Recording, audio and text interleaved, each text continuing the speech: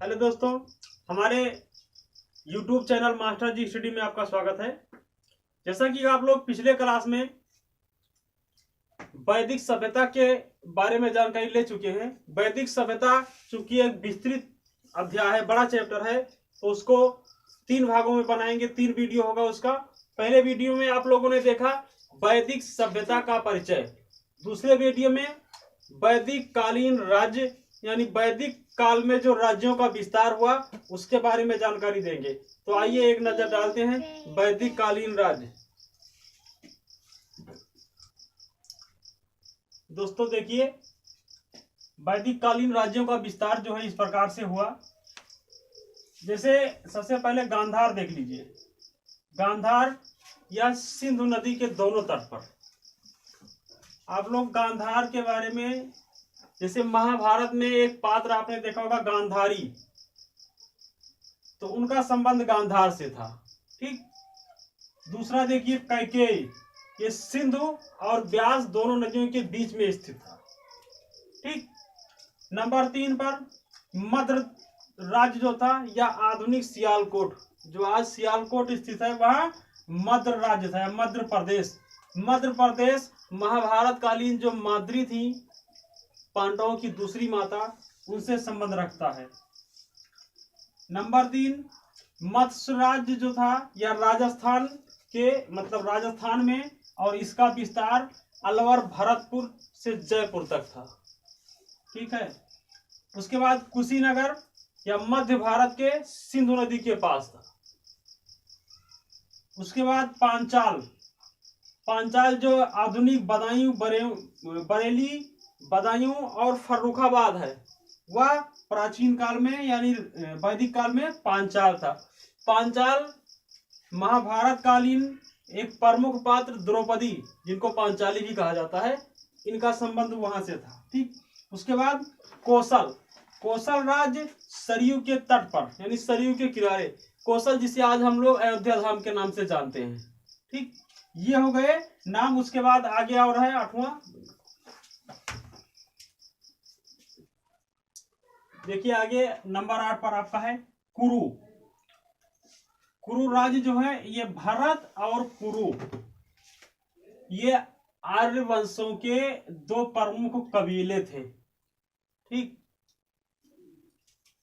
तो इन 2 प्रमुख कबीलों ने एक होकर के 2 आब के क्षेत्र पर कब्जा कर लिया,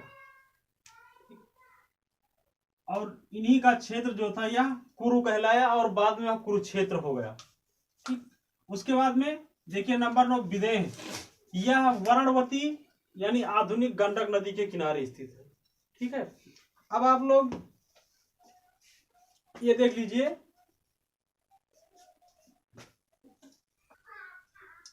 अब जैसा कि मैंने बताया आपको कि भारत और कुरु 2 प्रमुख कबीले मिल करके एक हो गए और 2 आब के क्षेत्र पर कब्जा कर लिया। वह क्षेत्र ही कुरुक्षेत्र कहलाया। इनकी राजधानी कामपिल्य थी। इनकी राजधानी जो थी यह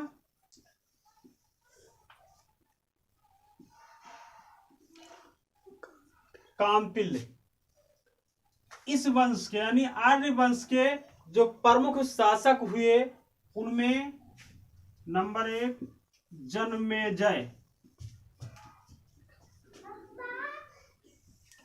जन्मेजय। नंबर 2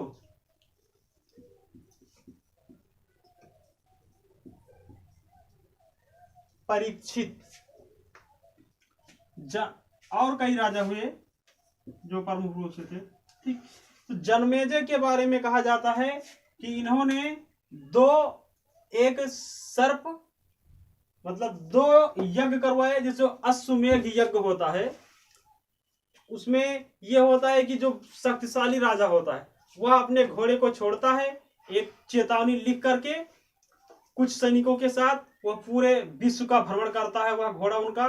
और कोई भी राजा जो शक्तिशाली होता है या उनकी चुनौती को स्वीकार करता है, वह उस घोड़े को पकड़ता है और फिर दोनों के बीच में युद्ध होता है। ठीक।